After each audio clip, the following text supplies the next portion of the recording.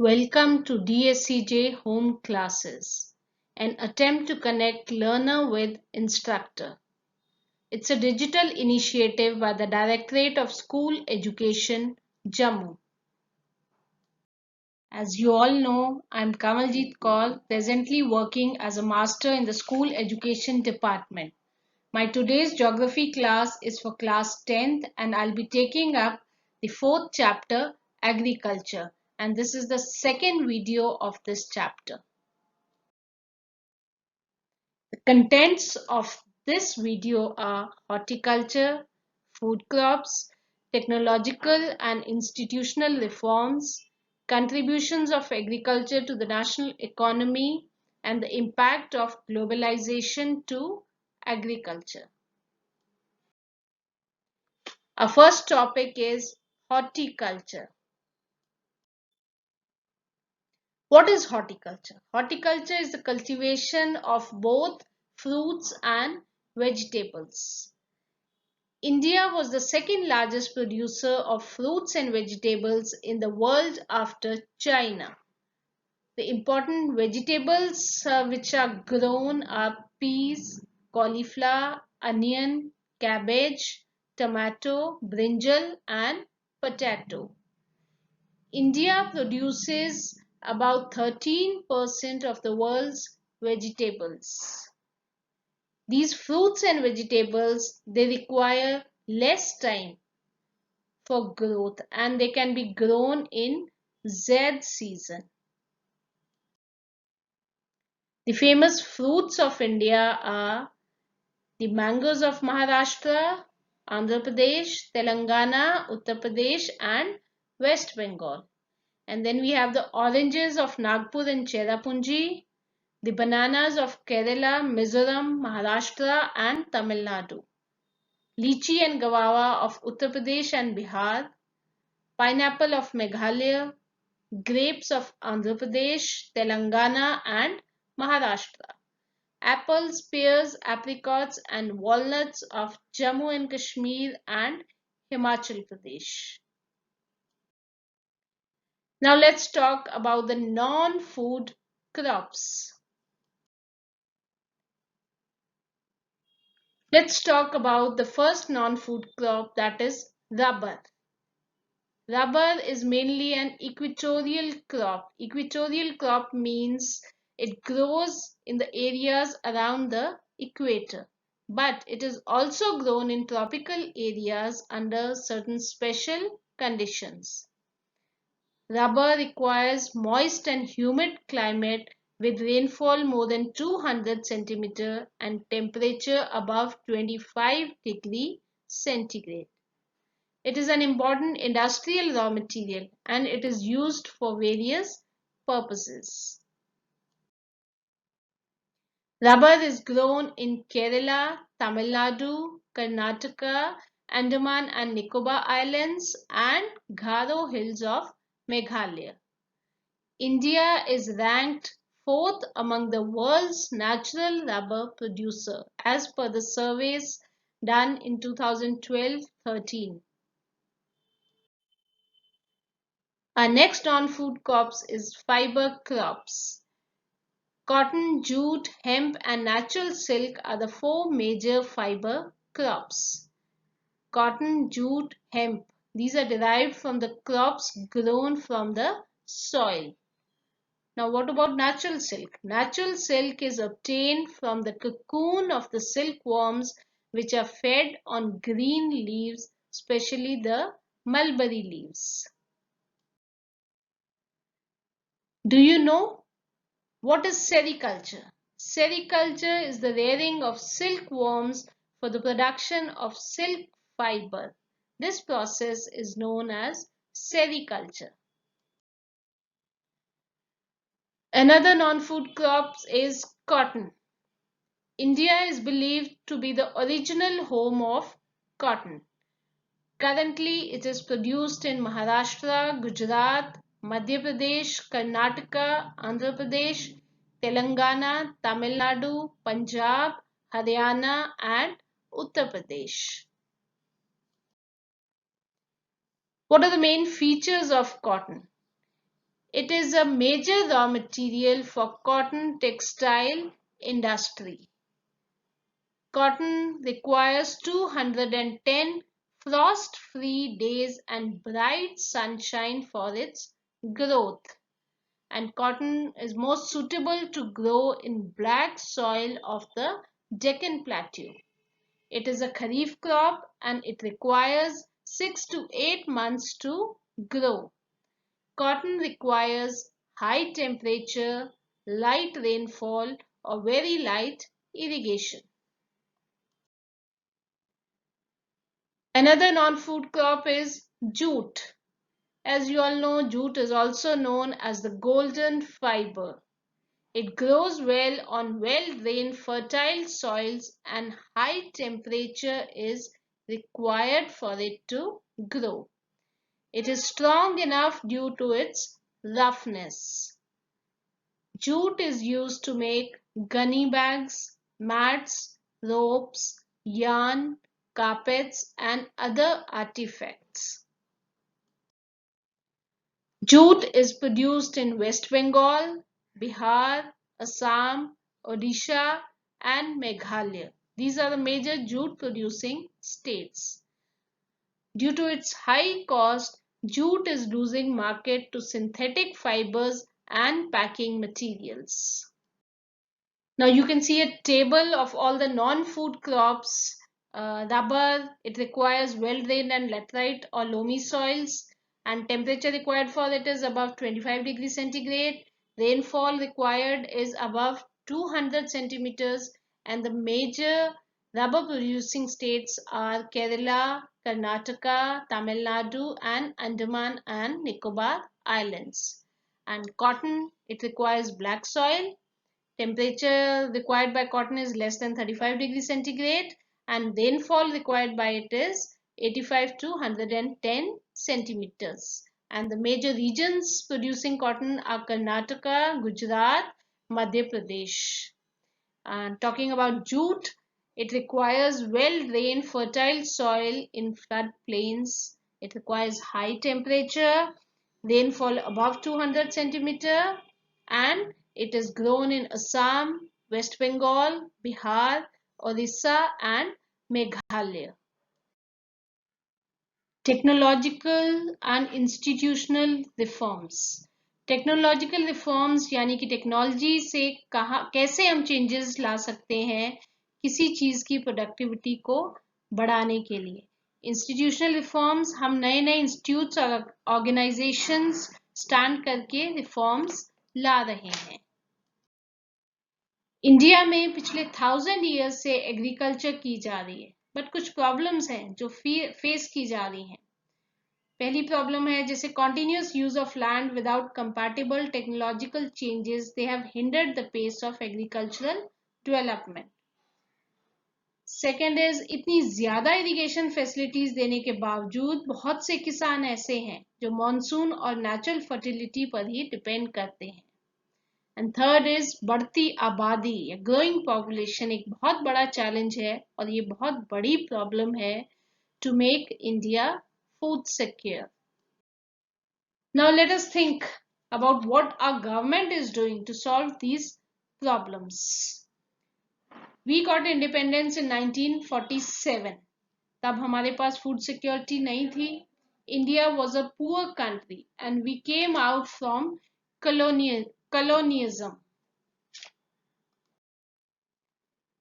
ऐसे बैकग्राउंड से आने के बाद हमारी सरकार ने क्या किया मेजर कौन से रिफॉर्म्स गवर्नमेंट ने लाए फर्स्ट इज कलेक्टिवाइजेशन सारे लैंड को कलेक्ट किया then we did consolidation of land holdings जिसे हम चकबंदी भी कहते हैं नाउ व्हाट इज चकबंदी जैसे मेरे पास थोड़ा सा लैंड है और मेरी सिस्टर के पास भी थोड़ा सा लैंड है हम उन दोनों लैंड पीसेस को कंबाइन करके कंसोलिडेट कर देते हैं तो उसे चकबंदी कहते हैं गवर्नमेंट चाहती थी कि farmers they should be empowered eight ground levels इसलिए कोऑपरेटिव सोसाइटीज को डेवलप किया गया जहां फार्मर्स को लोन इजीली मिल जाता है और उनकी समस्याओं का हल हो जाता है then another major reform the government did was abolition of zamindari किसानों के फायदे के लिए गवर्नमेंट ने जमींदारी सिस्टम को खत्म किया और किसानों को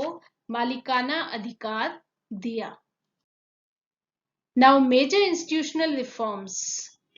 They are the right of inheritance. Now, what is right of inheritance?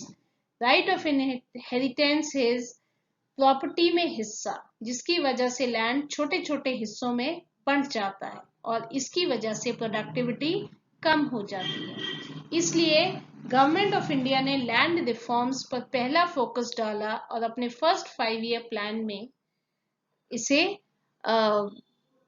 Right of inheritance पे विचार किया। अब आगे चलते हैं टेक्नोलॉजिकल रिफॉर्म्स पे। Law of land reforms were enacted but the implementation was lacking somewhere. जो लॉज बने थे उनकी इम्प्लीमेंटेशन में परफेक्शन नहीं हुई। इसके बाद गवर्नमेंट ऑफ इंडिया ने एग्रीकल्चर को इम्प्रूव करने के लिए एक रेवोल्यूशनरी प्रोजेक्ट लॉन्च किया 1960s और 70s में, जिसमें 2 प्रोजेक्ट थे, ग्रीन रेवोल्यूशन और व्हाइट रेवोल्यूशन।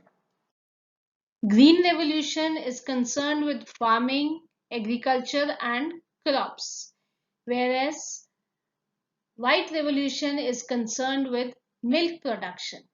इन दोनों रेवोल्यूशंस का इफेक्ट कुछ एरियाज में ही पड़ा। कुछ राज्य जैसे पंजाब और हरियाणा को इससे बहुत बेनिफिट हुआ, पर कुछ राज्यों को इससे कोई बेनिफिट नहीं हुआ, जिसकी वजह से बहुत ही ज्यादा डिस्पैरिटी थी। अब थोड़ा मैं व्हाइट रेवोल्यूशन के बारे में बताती हूँ। ये रेवोल्यूशन डेयरी सेक्टर का है। इसमें कोऑपरेटिव अप्रोच किया गया डेयरी सेक्टर की तरफ। Amul is the by product of white revolution. Middleman को एलिमिनेट कर दिया गया और direct and transparent supply chain बना दी गई प्रोड्यूसर्स और कंज्यूमर्स के बीच। इसे ऑपरेशन फ्लड भी कहा जाता है। अब चलते हैं लैंड डेवलपमेंट प्रोग्राम्स की तरफ। ग्रीन रेवोल्यूशन के इफेक्ट ज्यादा इफेक्टिव नहीं थे। Realizing that 1980 and 1990s में बहुत सारे इंस्टीट्यूशनल एंड टेक्निकल रिफॉर्म्स लाए गए लैंड डेवलपमेंट प्रोग्राम यानी कि LDP में। इस LDP में दोनों टेक्नोलॉजिकल और इंस्टीट्यूशनल रिफॉर्म्स को लिया गया। इसके तहत provisions for crop insurance against drought, flood, cyclone, fire and disease, farmers को क्रॉप इंश्योरेंस दी गई। किसान क्रेडिट कार्ड यानी कि KCC scheme was introduced to give easy and cheap loans to small farmers. Personal accidental insurance scheme यानी कि पैसा for किसान credit card holders was given. मतलब जिन फार्मर्स के पास किसान क्रेडिट कार्ड है उन्हें पर्सनल एक्सीडेंटल इंश्योरेंस स्कीम का बेनिफिट मिलता है। अगर फार्मर को कुछ हो जाता है तो उसकी फैमिली सफर ना करे। इसके बाद गवर्नमेंट ने स्पेशल वेदर बुलेटिन्स और एग्रीकल्चरल प्रोग्राम्स फार्मर्स के लिए इंट्रोड्यूस किए through radio and television channels, जिसमें बारिश और तूफान के बारे में बताया जाता है ताकि किसान पहले से तैयार रहे। गवर्नमेंट ने मिनिमम सपोर्ट प्राइस का अनाउंसमेंट किया various agriculture products like serial, pulses etcetera के लिए, ताकि जो मिडिलमैन का एक्सप्लॉयटेशन है वो बंद हो। और अगर फार्मर्स को मिनिमम सपोर्ट प्राइस पसंद आ रहा है तो वो उस हिसाब से अपनी प्रोडक्शन करेगा। Now let's move on to the contribution of agriculture to the national economy, employment and output. Agriculture is the backbone of the Indian economy क्योंकि इसका GDP यानी कि ग्रॉस डोमेस्टिक प्रोडक्ट में शेयर है। 52% of workforce is employed in this sector, but जितना expected output होना चाहिए agriculture से उतना मिल ही नहीं रहा। 1951 से डिक्लाइनिंग ट्रेंड चल रहा है एग्रीकल्चर का शेयर जो GDP में है उसमें। लोग तो उतने ही एम्प्लॉयड हैं, लेकिन धीरे धीरे GDP में जो शेयर था वो नहीं दिख रहा है।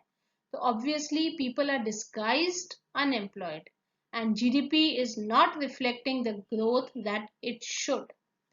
This may lead to decline in other spheres of the economy because more than 50% people are employed in it. Now, what are the efforts of the government to modernize agriculture? Government ने सबसे पहले establishment of Indian council of agricultural research यानी कि ICAR establish किया. Then agricultural universities were opened, veterinary services and animal breeding centers were developed, horticulture was developed. Weather forecast को develop करने के लिए meteorology department was set up in the country.